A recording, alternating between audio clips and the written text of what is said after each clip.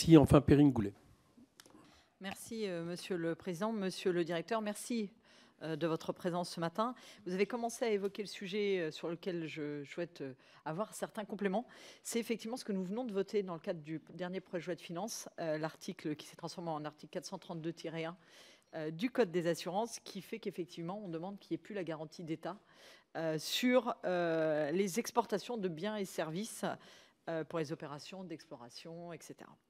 La problématique, c'est qu'on a à l'heure actuelle en France des entreprises qui étaient exportatrices pour alimenter les entreprises qui utilisent ces explorations, etc. ailleurs.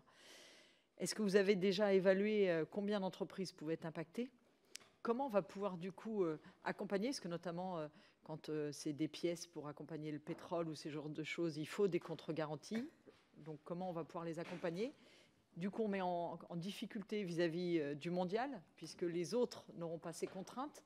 Donc les autres entreprises mondiales vont continuer. Donc là, nous qui voulons faire l'exportation, on risque de mettre en difficulté ces entreprises. Et enfin, il y a dans ce qu'on a voté écrit qu'à l'exception des opérations ayant pour effet de réduire l'impact négatif, comment la BPI va faire pour évaluer quelle entreprise, alors qu'elle va, par exemple, j'ai un exemple assez simple, sur les extractions de gaz en plateforme, j'ai une entreprise, moi, qui fournit un système pour retraiter le méthylène de glycol. Donc, quelque part, on pourrait se dire que c'est positif, puisque ça retraite, mais en même temps, on est quand même sur une extraction de gaz. Donc, comment vous allez pouvoir évaluer ce qui va pouvoir être soutenu ou pas soutenu? Je pense qu'on va avoir quelques mois un peu compliqués, et je sais qu'on a des entreprises qui sont très inquiètes en ce moment. Je vous remercie.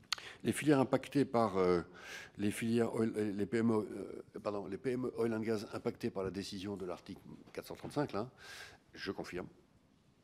Alors, il y en a. On n'a pas fait le compte total, mais il y a bien une trentaine de PME françaises qui vont devoir gérer cette difficulté-là et se réorienter sur d'autres secteurs, d'autres marchés, etc. Peut-être certaines d'entre elles qui ont des vrais savoir-faire décideront de délocaliser. Voilà. Et elles se feront assurer par la SACE italienne, UK Finance, les Britanniques, où ça c'est tout à fait possible. Mais bon, quand on prend une grande décision, il y a forcément des conséquences. Hein. Et donc celle-là, au moins, soyons clairs sur les conséquences. L'essentiel, c'est qu'il n'y ait pas de naïveté. C'est très rapide. Hein. Du coup, il y a la partie exception quand même dans cet article de loi. Comment vous êtes armés, vous, côté BPI, pour déterminer... C'est la commission des garanties à Bercy qui en discutera.